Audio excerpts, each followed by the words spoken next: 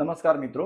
એક young girl જે મહિનાઓ વર્ષોથી પિત્તાશયની પથરીની બીમારીથી જાણકારી મેળવ્યા પછી પણ અમુક આયુર્વેદિક દવાઓ કે ખોરાકની પદ્ધતિ સુધરશે, એનાથી ઓગળી જશે એ રીતની માહિતીના અંદર 3-4 વર્ષ વેઇટ કર્યા પછી પણ જમણી બાજુમાં પેટમાં દુખાવો, વારંવાર ઉલટી, ઉબકા થવા અને એના કારણે એના સ્કૂલના અમુક દિવસો બી બગડ્યા. એ બધી તકલીફ સાથે અહીંયા આપણે એમને ટ્રીટમેન્ટ હેઠળ દાખલ કર્યા હતા.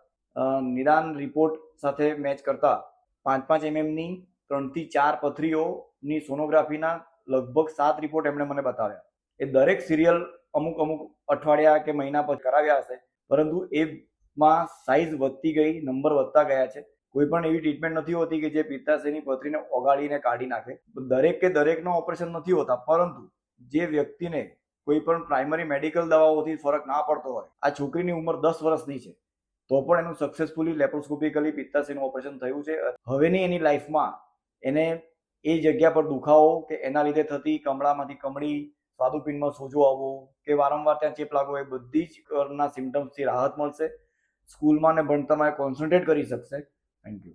મારું નામ પુષ્પાબેન છે અને આ મારી બેબી છે. એને પિત્તાશયમાં પથરી હતી, 4 પથરી હતી એને.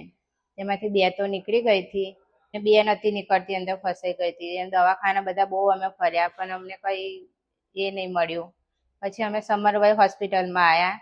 ત્યાં આગળ ઓપરેશન કર્યું પિત્તાશયની પથરીનું. પિત્તાશય કાઢ્યું અને પિત્તાશયની પથરી કાઢી. હવે એને બધું સારું છે. અહીંનો સ્ટાફ સારો છે, અહીંના ડૉક્ટર સારા છે, ભાવિન સર ગુડ.